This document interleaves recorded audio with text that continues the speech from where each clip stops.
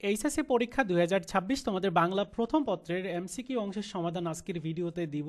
এটা হচ্ছে যশোর বোর্ডের সমাধান এবং ঘ সেটের প্রশ্নের উত্তর। তোমরা একটু মিলিয়ে নাও।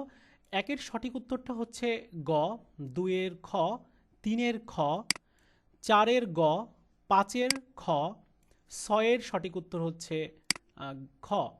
এরপর সাতের গ, আটের ঘ, নয়ের ঘ, দশের গ।